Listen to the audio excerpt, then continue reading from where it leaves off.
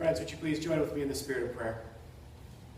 God of serendipitous surprises that delight our hearts, from empty tombs to ordinary moments with family and friends, gather us here this morning. Gather us in your embrace as we inch with Mary to the garden where you move in new ways. Move in our midst today. Speak deeply to our hearts. Open our imaginations that on this Easter Sunday, the truth of today will be forever etched in our souls and guide our lives every day. We ask and offer all of this in the strong name of the resurrected one, Jesus our Christ. Amen. Growing up, how many of you can remember hearing this nursery rhyme? Jack be nimble, Jack be quick, Jack jumped over the stick, right? That was one of those amazing nursery rhymes that I think just stays with us. And while I'm a huge fan of my nursery rhymes rhyming with each other, I gotta tell you, as a parent, I'm pretty concerned about Jack here. What in the world is he doing jumping over a lit candlestick? That's just dangerous, right? By the way, I am so glad Ethan and Olivia left for Sunday school because they would totally want to do that this afternoon. Nursery rhymes take reality and they kind of bend it. They shape it in an interesting way that defies the logic and gravity of our minds. And so many of the nursery rhymes we learned as children are actually set in a garden. Think about this one. Mary, Mary, quite contrary, how does your garden grow? With silver bells and cockle shells and pretty maids all in a row, right? Have you ever asked yourself, what in the world is a cockle shell? There's not a plant named that, and so it was bothering me so much, I went to Wikipedia, source for all things true, right? And I learned that no one else knows what a cockle shell is either, but some people think that it refers to a sanctus bell that Catholic priests would ring during the worship service. That makes complete sense, doesn't it? Okay, one more. Peter, Peter, pumpkin eater, had a wife and couldn't keep her, so he put her in a pumpkin shell, and there he kept her very well, right? Now, I will tell you, we just moved into our house. We just got all the boxes unpacked, and so I'm pretty sure that Gina would be very upset if I sold our house and invested in the Gord real estate here in Sarasota. But these nursery rhymes, they've stood the test of time, right? You heard them growing up. I heard them growing up. We read them to our children growing up. I'm sure my grandchildren and great-grandchildren will hear them. But have you ever asked yourself, why? Why do we continue to tell these rhymes that seem to make no sense whatsoever? These rhymes that sort of bend logic in mind-confusing ways. That was the same question the early church was charged with as they continued to tell and retell this truth that Jesus had been raised from the dead. And while resurrection is a real cool claim, it doesn't quite compute logically with our minds. Why? Why did the disciples cling to this truth? What was it about the very first Easter that forever changed their life? And they so had to tell everyone they knew and invite them into that truth. Why? Why, people would ask, why couldn't the disciples just say that Jesus was a really great teacher who gave us some really good truth that we could live our life by? Why couldn't they just say that and let go of this claim of resurrection? As I think about it, I think there's really two downsides to only claiming Jesus as a teacher. The first is that often what Jesus taught us, it's hard for us to embody in our life, right? The teachings of Jesus, oftentimes we put them so high on a pedestal and they stretch us and challenge us so much that, truth be told, we don't really measure up often. I have to think about it this way. Growing up, I loved watching Michael Jordan play basketball. he had a grace and a beauty that was just awe-inspiring. So much so that when my friends and I went out to play basketball on the court, we tried to emulate him. We tried to be like him. But I will tell you, brothers and sisters, I am gravitationally challenged. There is no way on heaven or earth that I'm ever going to be able to slam dunk a ball. I just don't measure up to Michael Jordan's skills. And in the same way, sometimes what Jesus taught us, we don't always embody fully. Some of you are here this morning with your family and with friends, some of whom, know just how to push your buttons. And so sometimes loving our family is all the strength that we have. So don't even get me started on loving our enemies. For some of us here, we know that it's so tough with coworkers or with people we know, or when someone cuts us off in traffic. And so don't get us started on turning the other cheek. And having just passed April 15th, maybe some of us are really wondering, what do we render to Caesar and what do we render to God, right? Jesus' truth also bended the logic of our minds. It didn't always make sense. It continues to challenge our lives. That's one of the issues, I think, when we only think about Jesus as a teacher. But the second truth is that I think it takes a part of Jesus' life, 1 to 3 years, the time he spent teaching, and kind of takes it out of the rest of his life. And for me, Jesus' whole life matters. His birth in a humble stable to 2 nobody parents, Mary and Joseph, worshipped by lowly shepherds. That matters. That truth has something to teach me. His parables, which challenge and defy the logic of my mind more than seeing my children jump over a candlestick. Those parables, they matter. Jesus' death on a cross matters. And Easter Sunday today matters. It makes a difference. But how?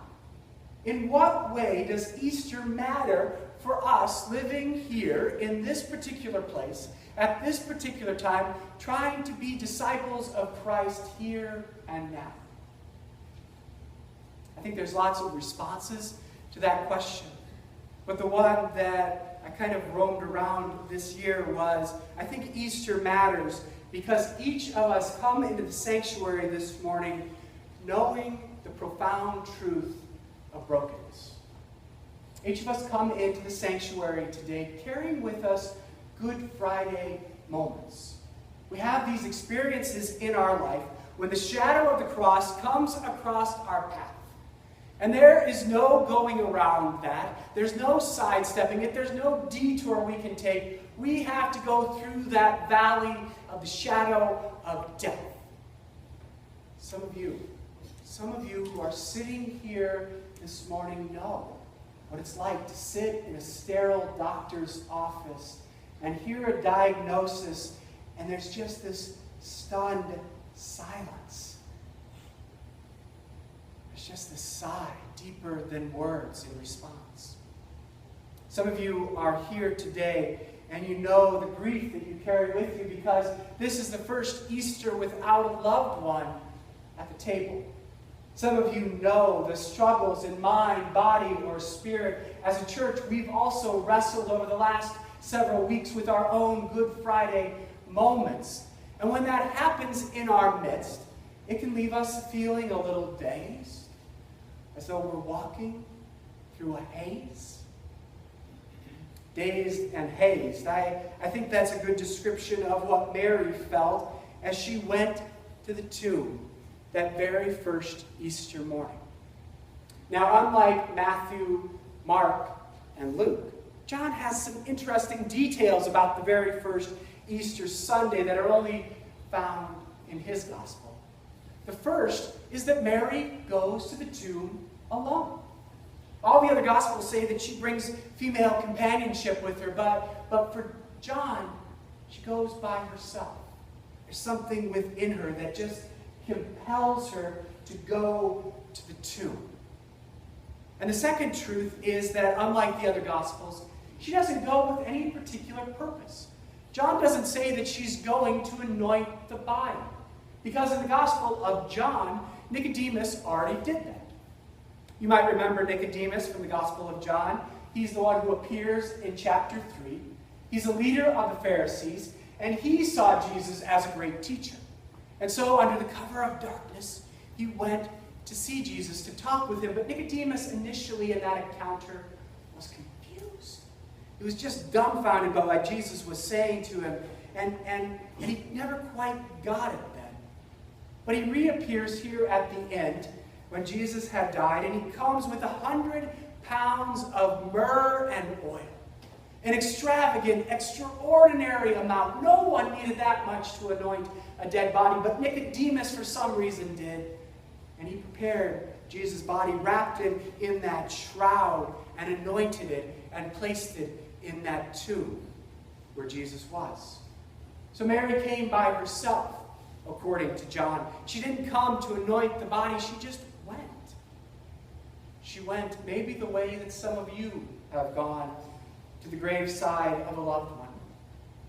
You go and you brush away the leaves and the debris. You go and just sort of stand there, swaying in the breeze. I've seen some of you sitting out in our memorial garden where a loved one has been laid to rest, sitting there on the bench in the still, small silence, feeling the sacred and the presence of your loved one etched on your heart in that moment. So Mary got to the tomb. And when she got there, she saw that the stone had already been rolled away. Not that that was all that uncommon or unexpected. You see, grave robbers, even though it's morally repugnant to all of us, are a historical reality. Grave robbers would come and take whatever they could and try to cash in on that, on any wealth that had been left in the tomb. Scholars suggest that detail that Michael read for you just now, that detail that the shroud Jesus was wearing, the one that he was wrapped in, that it had been neatly folded and tidily set aside, that was supposed to be evidence. Evidence against the fact of a grave robber taking Jesus' body. Because when somebody did that, they took everything they possibly could. So John gives us that detail. But Mary didn't see the shroud initially. All she saw was the stone rolled away, that the tomb was empty, and it awakens this fear or this frustration.